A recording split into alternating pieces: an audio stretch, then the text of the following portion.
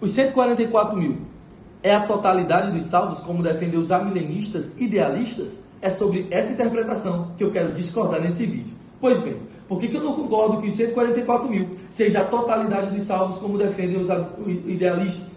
Por três razões. Razão textual, a razão profética e a razão do dualismo textual. Primeira razão, razão textual. Quando nós analisamos o livro do Apocalipse, no capítulo 7, dos versículos 1 a 8, e no capítulo 14, dos versículos 1 a 5, quando trata-se dos 144 mil, nós temos um detalhe. A Bíblia aponta quem são os 144 mil e depois a Bíblia especifica ou qualifica quem são. Por exemplo, a Bíblia aponta, capítulo 7, versículo 4, 144 mil dos filhos de Israel.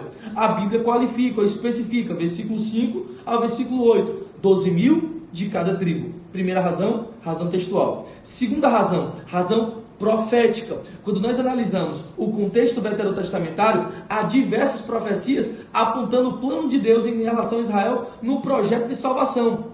Eu poderia citar vários, mas queria citar o mais certeiro. Isaías, capítulo de número 10, versículo 22. Isaías diz: ainda que o número de Israel seja como a areia do mar, todavia o remanescente é que será salvo. E interessante, porque o apóstolo Paulo reitera essa mesma frase, essa mesma profecia em Romanos capítulo 9, versículo 27. Ainda que o número de Israel seja como a areia do mar, o remanescente é que será salvo. De novo, no capítulo de número 11 de Romanos, versículos 1 a 5, Paulo trata a ideia de comparação. Ele compara que, assim como na época de Elias, num período de apostasia espiritual, Deus conservou 7 mil remanescentes, havia também remanescente em Israel naquele período, segundo a eleição da graça, falando que há uma existência sempre de um remanescente. Detalhe, os 144 mil é exatamente o cumprimento dessa profecia dos remanescentes. É todo Israel? Não, é apenas os remanescentes que será salvo. Então, segunda razão, razão profética.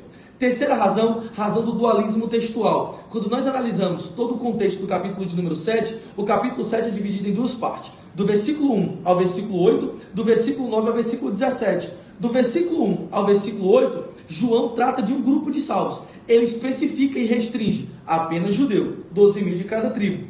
Do versículo 9 ao versículo 17, há um segundo grupo de salvos. Esse, no versículo 9, ele especifica toda tribo, povo, língua e nação. Ou seja, não há como especificar, não há como restringir, é todas as pessoas.